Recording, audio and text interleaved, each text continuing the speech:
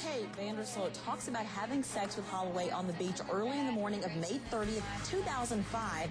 But then he says something went horribly wrong. Vandersloot says he then dragged Holloway's body into the woods and called a friend with a boat. Vandersloot says he then went home and the friend dumped Holloway's body in the ocean. All of this caught on high-tech secret surveillance that lasted for months. Take a listen. Ja, iemand die gewoon echt goede vriend van ons.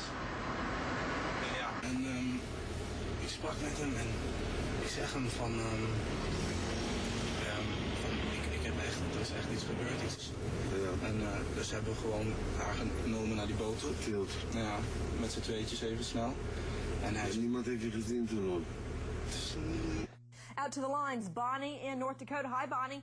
Hi, Nancy. I think you're wonderful. I just had a question. Thank you very much. What's your question, dear? The guy that, I think his name was Patrick, that taped him. Yes. Does he qualify for the reward? What about it, Tracy Sabo? What about the reward? We've not heard anything about the reward except for in the very initial stages. And to be honest, I'm not sure if the reward is still on the table by the family. That was the only entity that had put money out in the beginning. Let's go out to Olivia in Colorado. Hi, Olivia. Hi, Nancy. It's great to have you back. Thank you, dear. What's your question? I'd like to know if this confession was obtained legally. Well, here's the deal, Olivia. The Constitution protects us from police, from prosecutors, from the so-called long arm of the state. But the Constitution typically will not, even in Aruba, protect you from blabbing to a journalist. So it was legally obtained. I know that there are other implications in your question, such as can you audio and videotape someone without their knowledge? Here in America, if you're on the telephone, you're governed by a 1- or 2-party consent rule. You can't just tape someone generally without their knowing it on the phone. That is a wire offense, the telephone being the wire. Let's go out to Frederick Pleitgen, CNN correspondent. I assume that in Aruba, if you're speaking in open or even in a car, you don't have a presumption of privacy. This is a journalist who is getting the information. I don't think there's going to be a legal problem. Well, that's exactly what legal experts here are telling us as well. One thing that they are saying is they believe that these tapes, that this video can be used as evidence in courts in Aruba and also in the Netherlands. He could be tried either in Aruba or in the Netherlands. And one thing that a legal analyst told me, he said that Vandersloot now saying that he was lying to this person also might not count that much as well, because he says as a judge, he'd be asking Vandersloot, you know what, you're telling me you were lying to this guy the whole time. How do I know you're not lying to the judge right now? So certainly he says this could be very, very strong evidence if in fact this case does go to court again, Nancy. Out to Jossy Mansur. He is the managing director of Diario magazine. Jossy, it's great to talk to you again. He's joining us from Aruba. Jossy, what is the reaction there in Aruba to this bombshell? Well, the people here are very excited. They see a possible solution in a relatively short time. They believe in the validity and legitimacy of this tape. It was done by a man that has a good reputation in the field.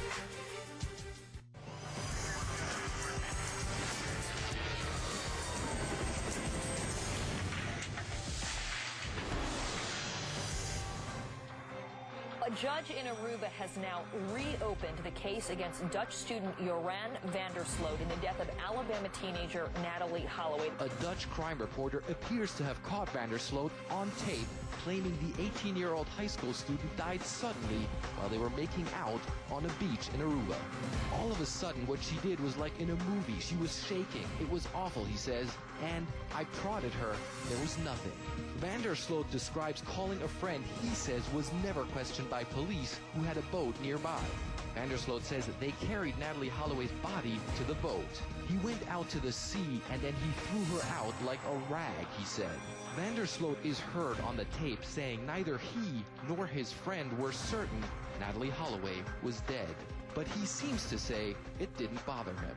I felt fine. I didn't lose a minute of sleep over it, he says. Well, the case has been handed to Aruban authorities now on a silver platter. No, not by Aruban police or detectives. Oh, no. No. By an independent Dutch reporter who conducted months of secret surveillance on the judge's son, Joran van der Sloot. During that time, after a lot of late nights smoking big fat doobies and planning a pot farm, van der Sloot admits to being with Natalee Holloway the night she died on the beach and having her body dumped in the choppy ocean waters. Out to the lines, let's go to Sandy in Georgia. Hi, Sandy. Hey, Nancy, how are you? I'm fine, dear. What's your question? My question is, since he's already admitted that he had contact with her on the beach and supposedly she started having convulsions, could they have been caused by him drugging her, and possibly that's why he was afraid to call the law? And if so, could he still be charged for murder? Out to Howard Oliver, who is joining us tonight, former deputy medical examiner. He's the forensic pathologist joining us out of L.A. Dr. Oliver, thank you for being with us. If van der Sloot is telling the truth about how Natalee died, and I'm not convinced that he is telling the truth about the mode of her death. I've seen a million defendants make up a story when they're caught on the scene of a murder about how the deceased died. If this is true, what could be the cause of death? Why would someone start shaking and then just die? Good evening. Well, first of all, it sounds like she had a seizure. It could be epileptic seizure or a seizure from having... Not an epileptic. Okay, she could have had seizures from using the cocaine along with the alcohol. But, you know, under optimum conditions, I couldn't say she was dead. You know, certainly under these conditions, at 2 o'clock in the morning, it's dark, they've both been drinking. You know, I pronounced many people dead. And under good conditions, it would take me, with instrumentation, about 5 minutes to make that determination. Doctor, you said with the cocaine and the alcohol. Now, I know there are witnesses that stated she drank, but where did you get the little detail about her using cocaine? On a newspaper article that I read that stated that she had been using cocaine and alcohol. According to Joran van der Sloot? No, newspaper article that I read. I mean, the newspaper article had to get it from somewhere. I want to go back out to Art Harris, investigative journalist. To Dr. Oliver has just told us that under the best circumstances, Art, it takes a period of time to determine if someone is dead or not. Now, what's the likelihood that she suddenly goes into some kind of fit and just dies? A healthy, young teenager, never been sick a day in her life, suddenly just dies on the beach. Well, Nancy, it raises questions. What happened at the bar at Carlos and Charlie's, and if somebody may have put something in her drink as is custom. Oh, okay.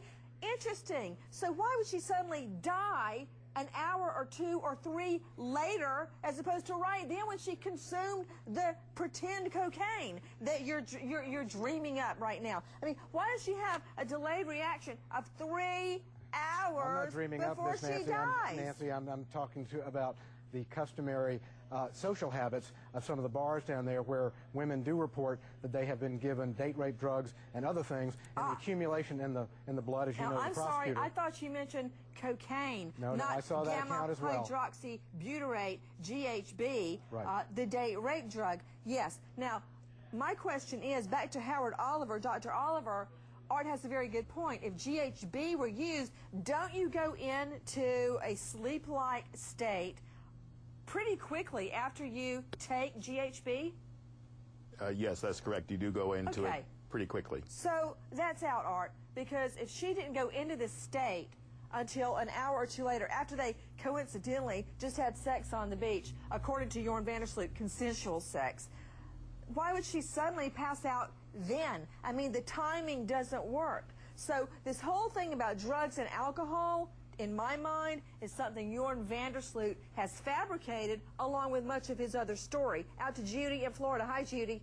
Hi, thank you for taking my call, Nancy. Yes, ma'am. Has anyone been able to confirm if Natalee Holloway had a history of seizures? Interesting question. Let's go out to T.J. Ward. You're connected to the case. You've worked with the Holloway family. I've never heard a word about Natalee Holloway, and I've spoken to Beth Twitty many times, having any type of illness. There's no family history of any seizures or anything. That we do know that she was very intoxicated when she left Carlos and Charlie's. That much we know. But I think it's very rare to suddenly die from having too much to drink. Robbie Ludwig, weigh in. Well, I also think that Joran is perhaps covering up something. So